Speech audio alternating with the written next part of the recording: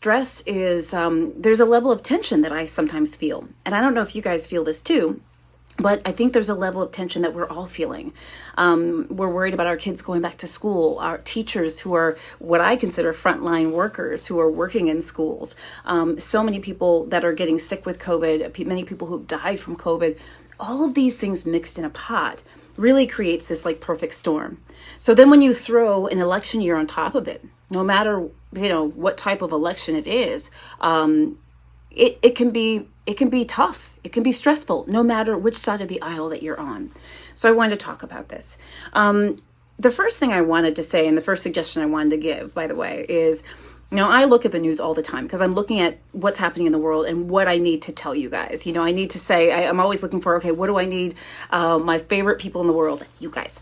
What do I need them to know? What do I need them to understand? What do I want to tell everybody today? So I'm always looking at the news. But the truth of the matter is, looking at the news all the time can make you a little, woo, woo, woo. At least I start feeling like that sometimes. And what I would suggest is if you're feeling overwhelmed by everything that's happening in this world, by election season coming up and all this stuff, if you are feeling overwhelmed, I would say one of the first things I suggest that you do is to evaluate how much you are on media or social media. Are you scrolling all day long, which sometimes I actually find myself doing, and guys, that's not actually helpful, or rather healthy, I should say.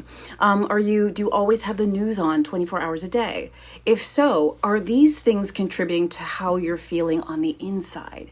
So one of the first things that we can do is we're coming into election season, and as things are getting even crazier than they were before, do you like that? Crazy.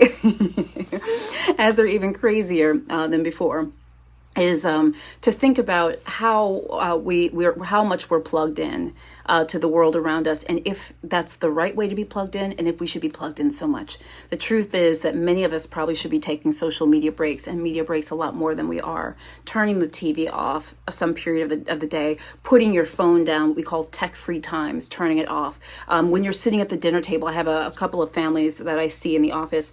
Dinner time is sort of a sacred time. There's no TV on. Everybody puts their phones on the charger block. Nobody has phones at the table, so that dinner is sort of a sacred time. So try to protect your space and your time and make sure that you have a balance. I would say that's one of the first things to do. Another thing I would suggest is that one of you actually just wrote this, which is the idea of whether you're spiritual or whether you believe in a higher power or whether you turn to something that helps you through things, whether it's yoga or meditation, whether it's, walks outside, whatever. Turn and lean into the things that help you. If it's your faith, this is the time to lean into faith, y'all. Let me tell you, okay? This is the time we need to be leaning in. But, maybe it's meditating. Maybe it's making more regimented time for meditation. Maybe it's, yoga and your practice of yoga, Tai Chi, whatever it might be. But find what spiritually feeds you. Because in this day and age, there's so many things that are out there to take stuff away. The question is, are you putting things back? Are you replenishing what's taken out of you every day from the news, the stress, the natural disasters, COVID, election, all this kind of stuff? Okay. Remember that, there's so many, there's a phrase that I really like, and I didn't come up with this, but it's like, how when you're on an airplane, right? And I haven't been on an airplane in months, but how when you normally are on an airplane, the airline stewardess or stewards will say, they'll say, put on your mask before helping other people. So that's what they say. In case of emergency, put your mask on before assisting other people. And this is the idea that if we're not filled up ourselves, how are we going to be able to be there for other people, our families, the people we take care of, the people that we love? So we have to make sure that we're giving back to ourselves. Okay. So those are the first two things I wanted to mention. I also wanted to, I also just think it's important to give some hope, because I feel like every time I read the news, and which is all the time, I'm always looking at it to see what I need to talk about with you guys. I often feel like I sometimes feel hopeless. And I'll be honest with you, I talk to my mom a lot, and you guys know that. But one of the reasons why I talk to her, amongst the million reasons why I do, is she always gives me hope. Right? Sometimes when I'm not able to have hope on my own, she reminds me, hey, Jen, it's going to get better. Hey, Jen, just wait till tomorrow. Hey, Jen, why don't you just take a step back? And I guess that's what I'm asking us collectively as a society to do. that we're literally in the midst of a pandemic, which we haven't been in for almost 100 years. We're literally in the middle of a racial reckoning and a social uprising. We're literally in the middle of natural disasters coming up the wazoo. People are losing their homes, or losing their lives to fires and hurricanes and things like that. Our kids going back to school. Parents, you guys are homeschooling. You're stressed out trying to do your own job and take care of your kids at home. I mean, there's so many things. So I guess one of the things I wanted to come and say, and maybe this is not so medical, maybe this is just me like talking to myself, because sometimes I have to do that, which is the idea that we're going to get through this. And I think we have to remember that. And if it's hard for you to remember that, I'm here to tell you that in a way that my mother often tells me, which is that we're going to get through this.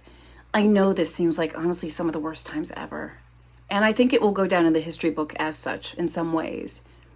But we are going to get through this. We are going to make it through election season in one piece, I promise. We're going to make it through COVID. We're going to beat this. We're going to get through it.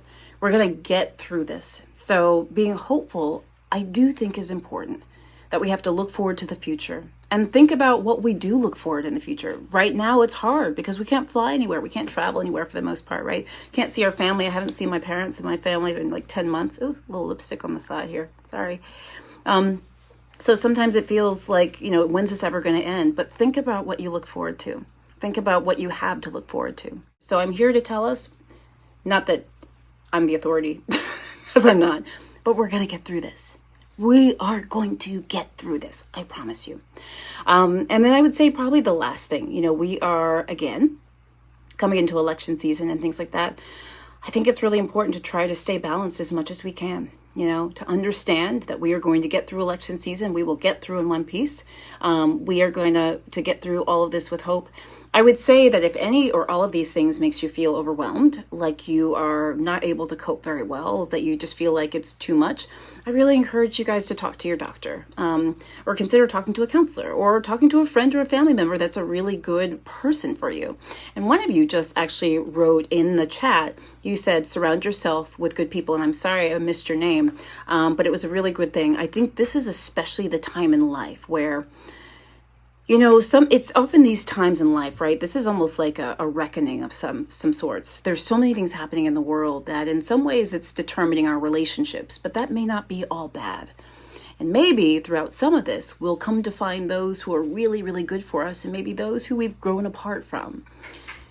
Don't be afraid to surround yourself with people who are good for you, and only those who are good for you, honestly, if that's what you need. Those who don't give you back something may not be the best people for you right now. Shoot, everything else is taken from you. Meaning like the world is taking so much from you. The last thing we need are people that don't necessarily add positivity to our lives or add goodness. And I want to give you permission to make decisions about, okay, what's right for me? You deserve to be around people who are good for you, to be happy and to be healthy and to feel fulfilled. It's your right. So don't have any shame about, making decisions about who those people are that get to be in your circle, because you're important and you're valuable and you're amazing and fabulous, and you deserve to feel that way. Okay. Anyway, guys, so I can't wait to see you. Hang in there.